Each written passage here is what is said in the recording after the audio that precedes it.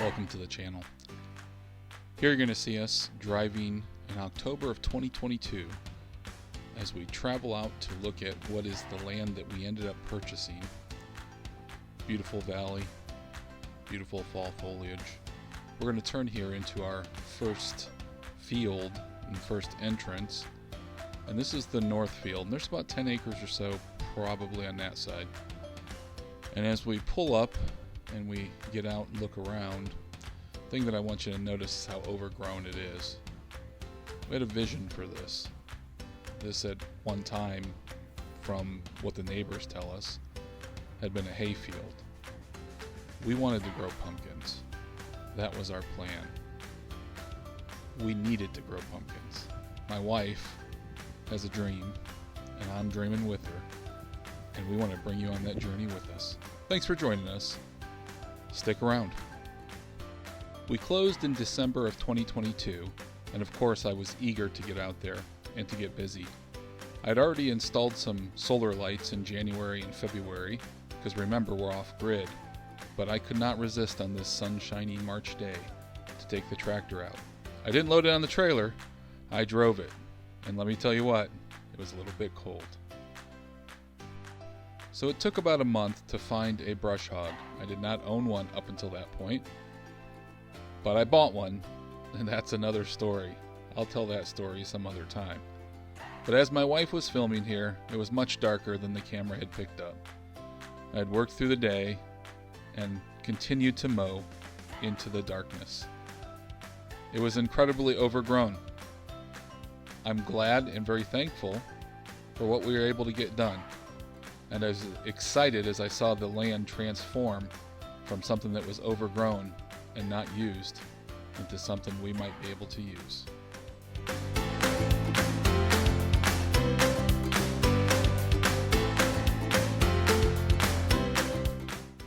As the April daylight lengthened, we worked longer and longer, later into the night, and I'm thankful for the headlights on the tractor as we were able to continue to mow and work the land.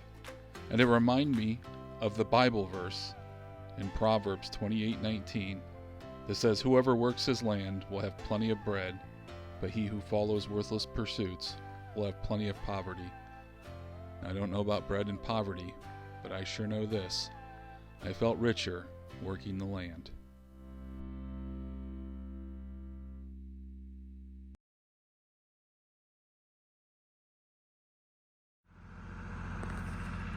Beautiful day today, out here brush hogging the north 10 acres or so. I just stalled her out there and had to walk over and get some ether to get it started. Don't normally need ether, but I did for that one. Alright, we can get back to it now. After several weird instances of the tractor breaking down or not restarting technically, and me having to walk back and forth to the southern field from the northern field, I decided I was going to trailblaze a way to go through our woods that separate the northern and southern field. So here I am in the Jeep, and I'm pushing down that little cherry tree. Eventually I cut that out, but it looks like there might have been a path through here at one time. It wasn't Jeep width, but it is now. So as we continue to trailblaze and make a way through, that kept the distance from us needing to walk. It made the distance a little more reasonable. And as you'll see, as we pull out into the southern field, where the barn is and where the first cabin is going to go, you'll notice that everything over here is cut down, and it really looks good.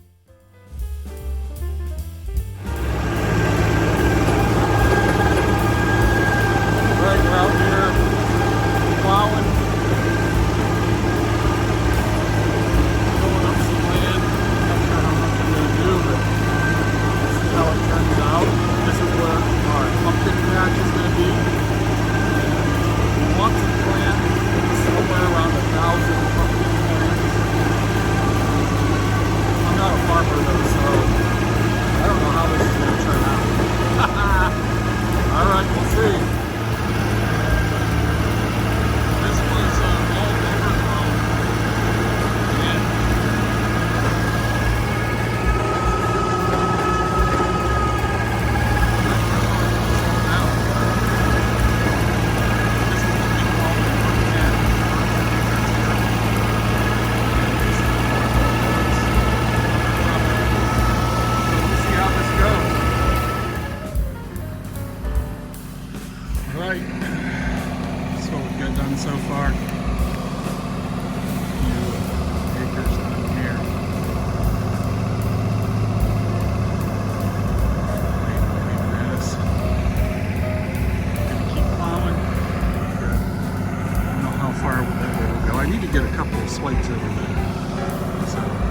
still working on it.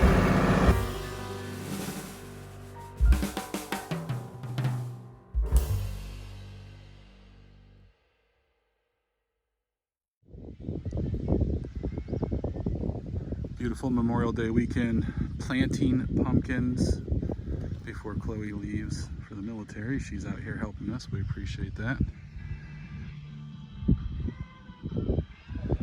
You see we got the water tank up there. We got a pump, a battery. We're planting this. We're planting every 3 feet. So probably got about 130 feet, we'll call it. So we're getting, 44, 45 seeds down through here. So we've got a long way to go. Okay, so here's the tank. We've got a 12-volt pump. Right now we've got it hooked up to Ethan's truck.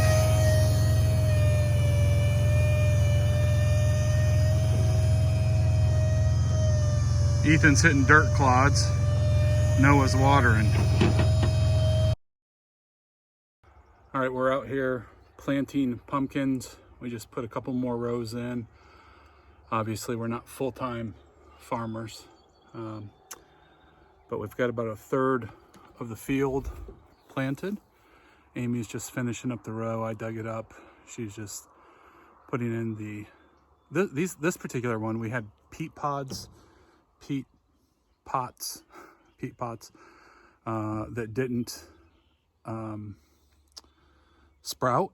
So we're just putting seeds in those and putting those in the ground because the extra soil and the fact that they're already pre-moistened, we think probably going to help. We've got our watering set up. You may have seen sort of some of that. We've got a pump, hooks up to battery, and the tank holds 200 gallons of water. So we're down to about 40 gallons right now. We're going to take it home, refill it, and the next plan, so we've got a pump with a spray and everything. The next plan after we get everything planted is we're going to park the truck up there because that's uphill. It's hard to tell probably in video. We're gonna park the truck up there and have 4 soaker hoses that are 150 foot long, go down 4 rows. We're gonna see what that does on gravity feed overnight, let it go, and then we'll come back the next day. It'd be great if all 200, we've got this, you should see if I can find it. We've got this, thank you Harbor Freight, right? We've got this 4-in-1 expander valve, basically like a manifold, and we're hoping if we can get 4 rows per night that we can get some good soaking in. And typically I wouldn't think we'd have to worry about this too much because earlier this spring it was really rainy. But right now there's no rain. I mean, it hasn't rained in over a week, maybe longer. And there's no rain in the 10-day forecast. There was a hope of rain on Tuesday, but that's gone now. So I don't know what's going on, So we've got seeds that we planted. We also have some plants that we had, ended up planting in the greenhouse at home. And you probably saw that. Maybe you'll see that on video. I don't know. But we've still got a long ways to go to get more seeds in. But we think we're going to try this method where we can pre-plant the seeds in the peat pods and then put the peat pots in the ground. And, hopefully that moisture with the soil around it will help. So give it a good start. And then hopefully we're going to get some rain. We keep praying for it, and we're expecting that God's going to answer that prayer and be faithful. So thanks for joining us on our pumpkin adventure. This soil, is the first time being tilled up, all that sod and stuff. We're planting by hand. Hopefully next year we'll see what we can do. Hopefully we get some pumpkins out of it. I don't know. I feel like nothing's going to grow, but we'll see what happens. All right, we'll catch you later. We're out here at the land. This is our pumpkin patch, and we've still got more planting to do, but it has been hot and we haven't had any rain. So we bought about $120 worth of soaker hoses. We've got our tank set up there, and I'll show you how we have it set up. But since we're off grid out here, everything is being done by gravity. And this is our first experiment, and it seems like it's working. The only concern that I have, and we'll have to see how this works, is whether the top of the hill gets as much water as the bottom. If not, we do have some throttles basically that limit the flow in each hose that we can put in between the hoses and make it so less water comes down here because gravity is greater down here. The pull of the gravity, there's a steeper hill than up there. So we're going to see how this does, and I'll show you how we have it set up there in the truck. We're hauling 200 gallons at a time basically.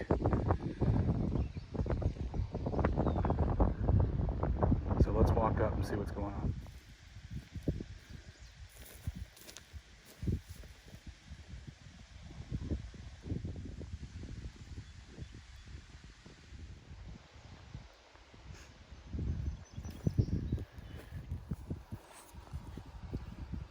All right, so here is our manifold. So this was, I think that was $10 from Harbor Freight. In each of the 50-foot soaker hoses are also $10 from Harbor Freight. It might have been less than $10 even. But then you can see that hose is our spray hose, because we do have also a Harbor Freight pump. And we've got a battery, but we found out that it's just better to hook it up to the vehicle. This thing was filled full on our trip out here, and you can see it's going down at a decent rate. I'm actually hoping that it goes out fast enough and soaks everything.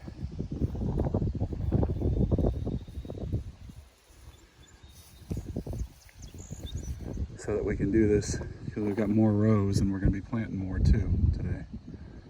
So now when we plant, we spray, but this is stuff that hasn't been watered for a few days here. So yeah, that's the setup. Gorgeous day.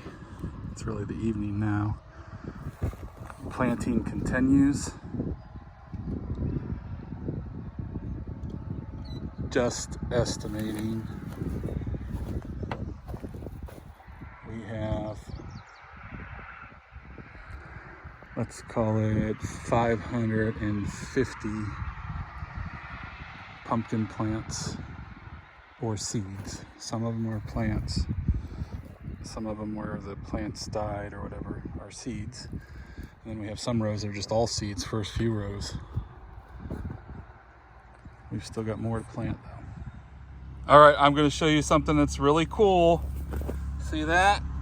We have pumpkin plants. Woo! Starting to sprout. And this line isn't very straight yet. There's some there. And it's supposed to rain some this week. Here. So we'll have happy pumpkins. Yep. This one right Nice. here. Oh, that's exciting. Yeah, right here too. Yahoo! Look at her do the dance.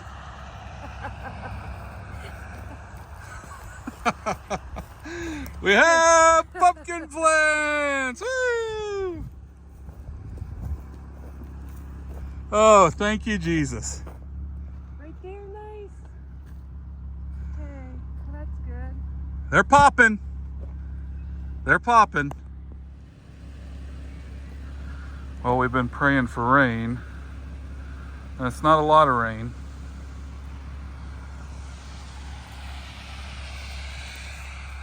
But we're praying for Lord to bless the field.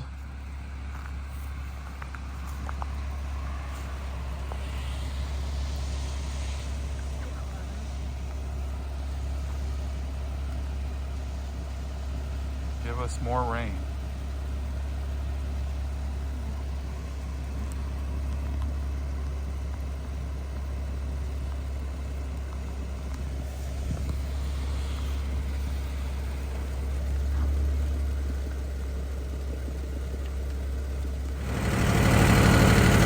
This is how weedy the pumpkin patch looks right now. Now we have went down and weeded the individual rows close to the pumpkins, except for these two here. These aren't pumpkins, these are some gourds and some zucchini, I think. So these two still need to be weeded, but we hand weeded close to all these other ones. And I'm gonna run down with the rototiller and I'm gonna try to get close, not take out any plants, but get close and open this up and cultivate this. So that's sort of, this is the before. Hopefully you'll get a chance to see what the after looks like. Hopefully it'll look better. I don't know if we'll get it done tonight though. The sun's going down, dropped behind the mountain over there, and we're gonna get done what we can right now. All right, thankfully the camera is picking this up better than it is in person with your eyes. So we just cultivated. Now there's still some more weeding to do, but you can see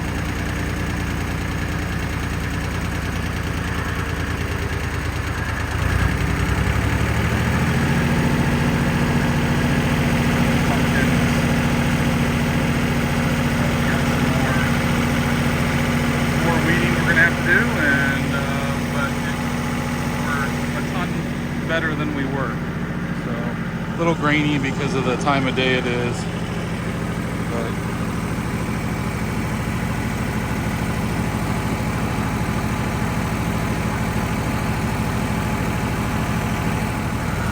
oh, I forgot also, we picked up a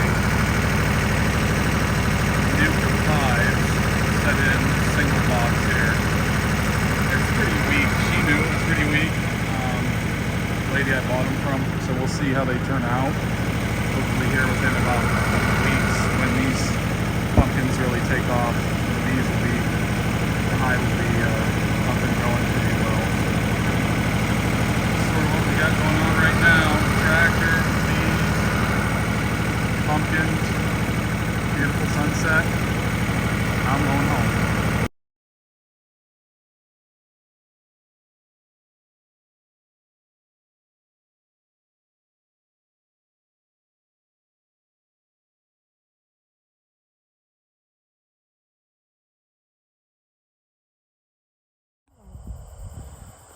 All right, so the pumpkin field this year, this is what we ended up with. The deer just totally wiped us out. The deer just ate these down totally. But we do have a couple of gourds. That's the only thing that we have. There's a little one up over here too, underneath over here. And the rest of the field though, I mean, got wiped out. Totally wiped out.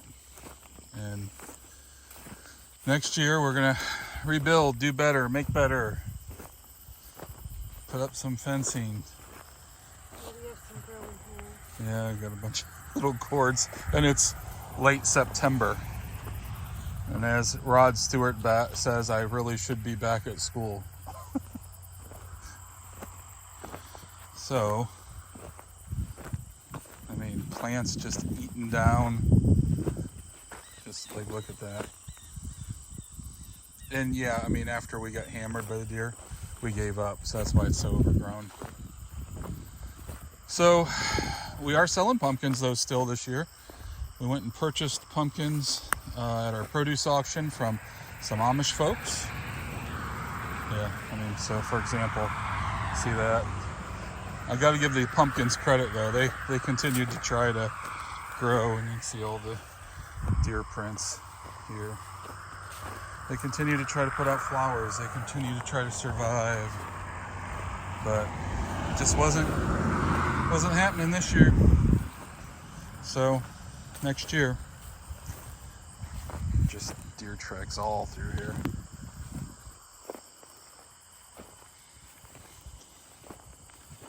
All right.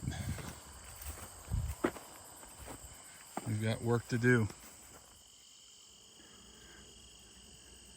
I love goldenrod. It's such an amazing plant.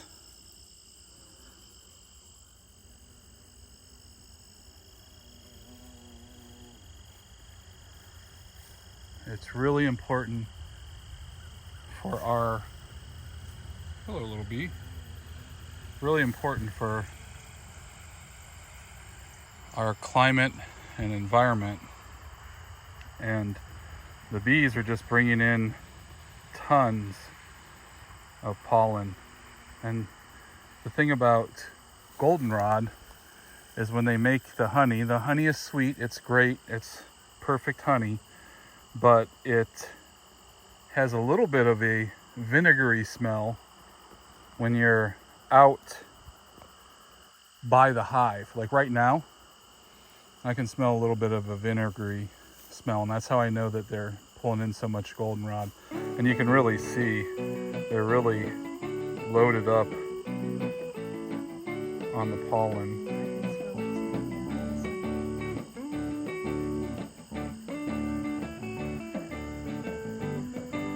Yeah. Now we this hive, the actual opening's over here, but and some use it, but they've chosen to use, and this was just, it was a soft spot in the wood, it wasn't a hole like that, but they've chosen to use this. They ate out this soft spot back here, and this is their main entrance into the hive, and that's just the way it is. So tons of bees. This hive was a question mark. I bought this a nuke, which is 5 frames, from a lady local to me, and she said, yeah, just all the forager bees, they just weren't in when I shut it up, and she gave me a discount on it. Not a huge discount, but a little bit of a discount. We said, well, we'll see. We both said, and she said, hey, let me know if it doesn't, if they don't work out for you. But we said, we'll give it a try, and it's thriving now.